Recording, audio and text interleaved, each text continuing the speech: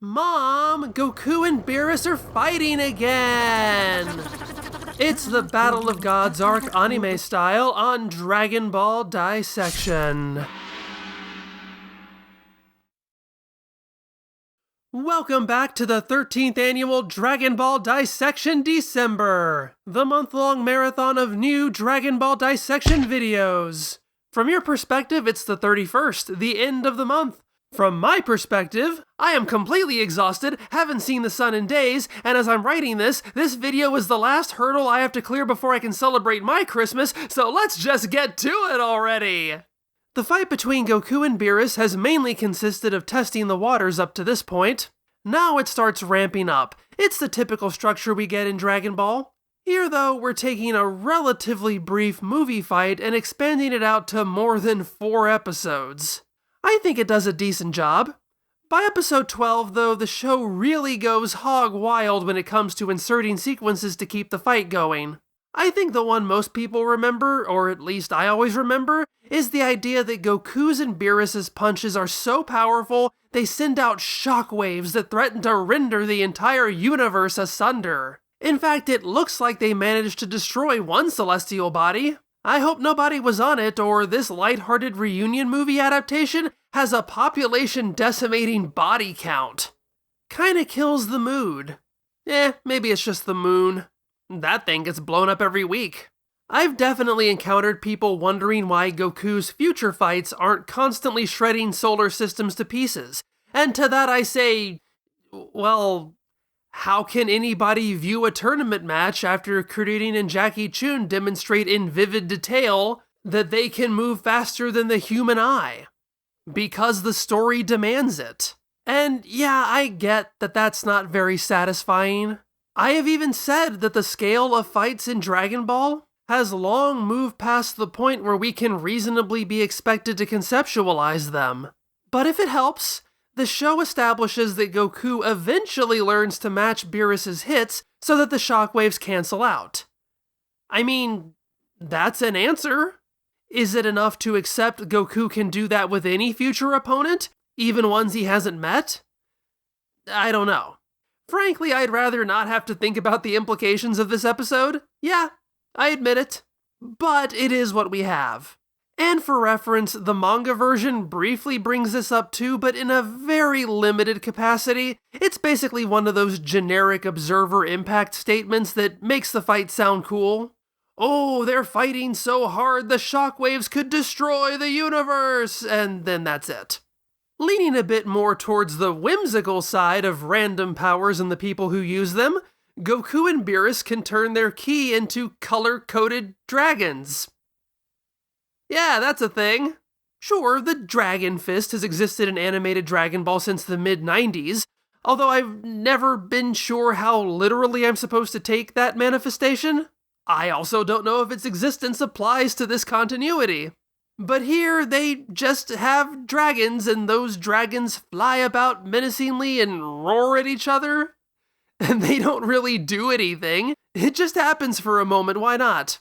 In fact, each dragon has its own voice actor, which made me wonder if this was some kind of stunt casting thing.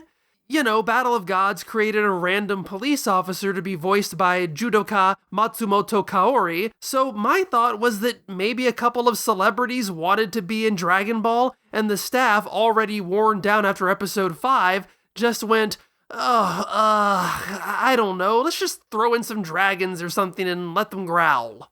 But no, I couldn't find anything of note on either dragon performer, so I guess it was simply whimsy. And honestly, I kinda like this stuff. It makes me think of random filler in the best, if most unwieldy way. It's hard to dissect with any kind of seriousness, but it tickles me a bit. A benefit to having focused on the original Dragon Ball manga for so many years is that I mostly got to avoid talking about fight cutaways. The original manga is streamlined and doesn't have the time or inclination for crap like that.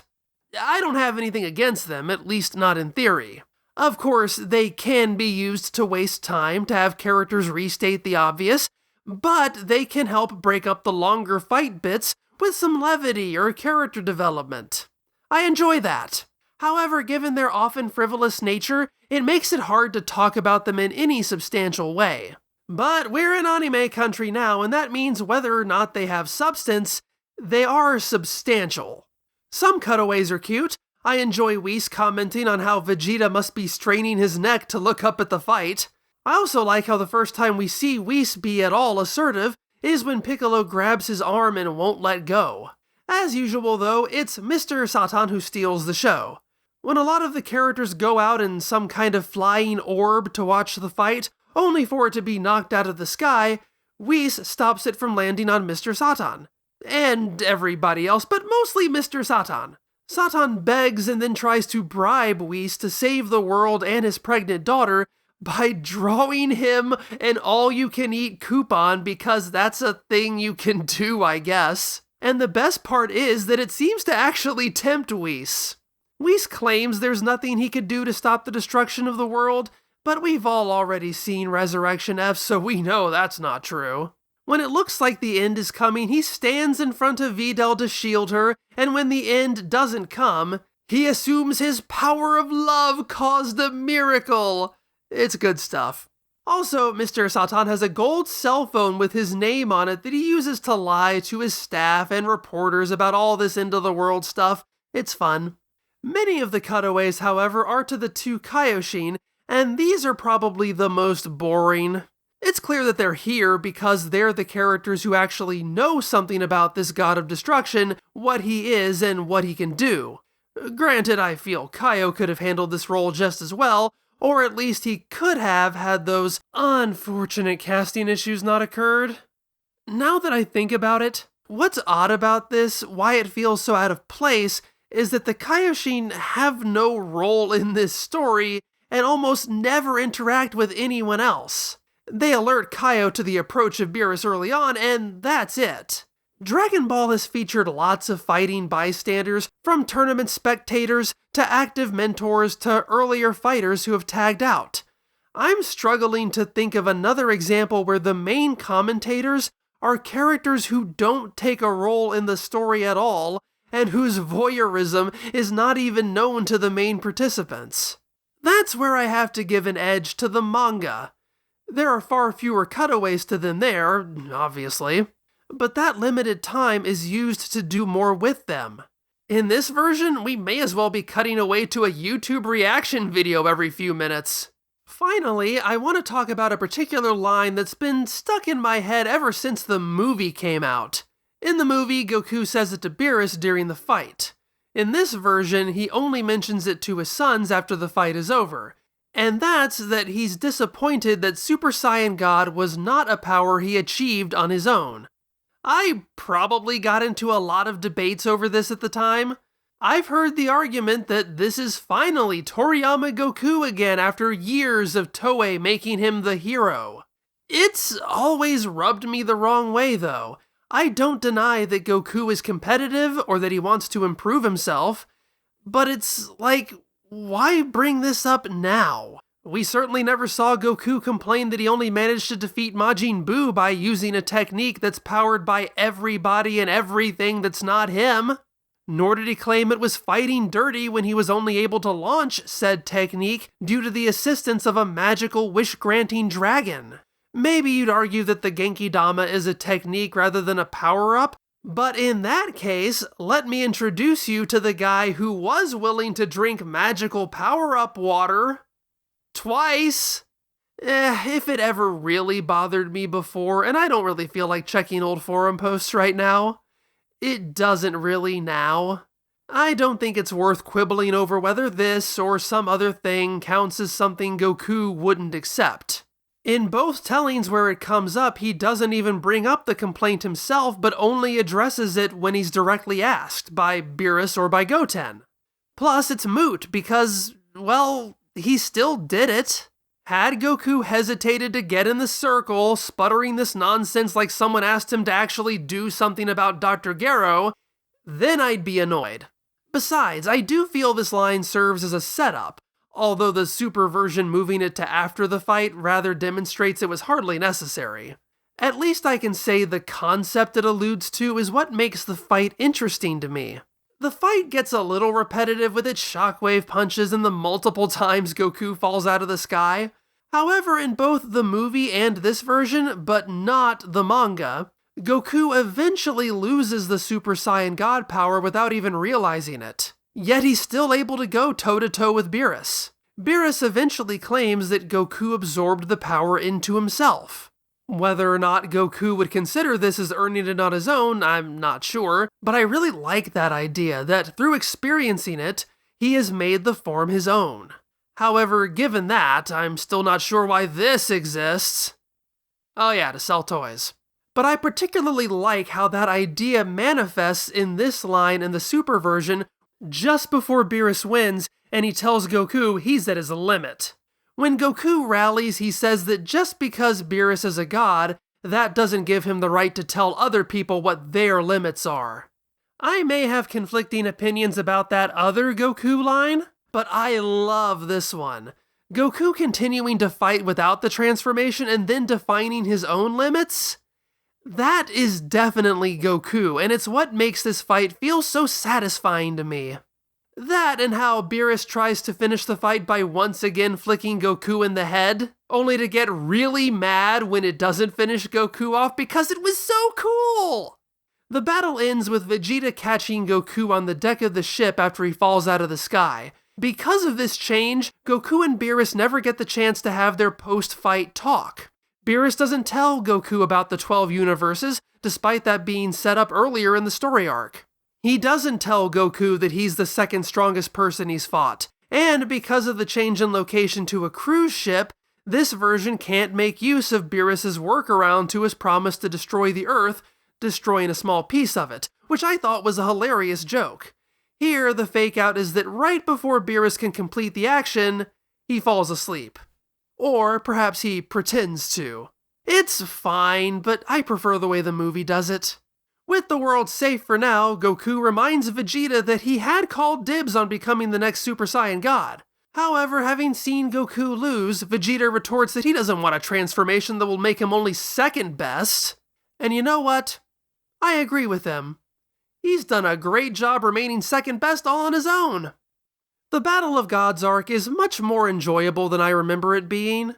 I don't know if I would quite put it up there with the Star Wars radio drama in terms of expanding the movie into a story worthy of being 14 episodes long. However, I am still impressed at how much the fight, elongated though it is, manages to hold my attention. Certain added elements, such as Vegeta's family outing, Mr. Satan's antics, and yes, Oolong's rock, paper, scissors, help add to either the context or charm. Choices like the cruise ship have always felt to me like arbitrary changes for the sake of making this version stand out in contrast to the movie. Even so, it is a fairly unique location for a Dragon Ball story arc, even if we don't get to see all that much of it, so I will give it that. Unfortunately, like the manga version, this still ends up lacking important information from the movie. And this has even less of an excuse, given that it's an expanded telling rather than a shortened one. In some cases, the problem is a result of them not using their time wisely. As much as I enjoy the Oolong gag, I would gladly trade it if it meant giving Pilaf a role, or ever establishing why he's a kid. It's simply more important to this story. They can't make time for that, but they can make time to stretch out the Bluma slap to interminable lengths. I can overlook the lack of revelation about the universes, as that concept will be explored later in greater detail, but the botched Pilaf stuff is completely unforgivable in my opinion, and renders this arc unwatchable by itself. As I said in part 1, if the movie is required viewing to understand the elements of this arc, elements that carry through the rest of the series, then the adaptation has failed. You might have noticed that I have stopped doing end-of-arc scores since I finished the original Dragon Ball. I'm still not too keen to go back to that. I don't have particularly strong opinions about how these arcs compare to each other. I would be especially hard-pressed to figure out where they would fit related to all the original Dragon Ball arcs. For one, I've run out of numbers. For another, it would probably come across as mean-spirited and pointless if I ended up putting them all below every single original Dragon Ball story arc. Still though, I think Dragon Ball Super puts us in a fairly unique position in Dragon Ball dissection history. Since I have these multiple versions of story arcs that exist independently, why not at least stack them up against each other? Let me go ahead and preface this by again reminding everybody that at least at this point, the manga seems to exist far more as a promotional tool than it does as a standalone work. I do tend to prefer judging the story of Dragon Ball within the context that it was written. It's almost unfair to place this against the others. Had the Dragon Ball Super manga never grown beyond its promotional tool identity, I would not be reviewing it on Dragon Ball Dissection any more than I would be reviewing the Dragon Ball Evolution Junior novelization or the Resurrection F promotional manga. But since the Dragon Ball Super manga would eventually become its own thing, these chapters do form the beginning of that series. Like it or not, they stand alongside every other version of this story. And as long as I'm here, I have to correct myself on something. I stated earlier this month that Pilaf and company do not appear in the manga version at all. And while it remains true that their storyline is completely excised, a helpful commenter pointed out to me that they actually do appear in the manga version of this arc. Maybe you were not aware. I certainly wasn't. I probably could have read this story arc every year for the rest of my life and never realized that they were in it. Even after being told they were there, I had to comb through these chapters twice to find it. They're on this page. Do you see them? How about now? Now? How about now? Oh, there they are. What a wonderful inclusion. I'm really hard on myself when I get something wrong. However, I think I feel comfortable giving myself a little bit of grace on this one. I honestly thought they were part of the tree. So let's go ahead and do this. We have 4 whole versions of this story if you count the extended cut of the movie as its own thing, and why not? The best version of this story, without question, is Dragon Ball Z Battle of Gods, the movie, in its theatrical version. I still love this movie. It is one of my favorite Dragon Ball movies. It is a sleek, compact version of events that still tells this narrative better than any other. In fact, compared to the series versions, the movie versions are the only ones that include everything that you need to know to understand it. In second place, I put this telling, the animated Dragon Ball Super. It's not perfect by any means, but it does add a lot of fun new stuff in a way that complements its weekly serialized format. For all of its faults, it serves as a fun introduction to a new Dragon Ball series. In third place is the Dragon Ball Z Battle of Gods extended cut. This is a bit more difficult for me to place. It could go in the second position. After all, it really is still the movie I love, but with worse pacing at certain points. It doesn't suffer from the narrative gaps that the animated series does. However, judging it based on what I'd rather watch, if I'm going to watch any version of this, it would be the original cut of the movie. If I was looking for a fun alternative take to the movie, I would watch the animated Dragon Ball Super. And that leaves this one as the third best. Finally, as the weakest version of this story, it's the Dragon Ball Super manga. Obviously, all the caveats I just mentioned regarding the manga apply here, and it does throw some interesting twists and connections to the broader story that other versions don't have. But that doesn't save it from being the worst version of this arc. It contains even more storytelling gaps than the anime, so many that it can't even possibly qualify as a complete telling at all. It has so many gaps that Viz's English version just straight up tells its audience to watch the movie to fill in what it's missing. It isn't worthless, but it barely manages to justify its own existence. I had really wanted to do a fashion extravaganza this December, but I just didn't have the time, I'm sorry. But that doesn't mean that we are skipping it. In fact, it might be more fun this way. Since these two movies rather go together, when we pick back up for the Resurrection F story arc, why don't we use our next fashion extravaganza to pit the two sets of new looks against each other? This might be a fun blessing in disguise.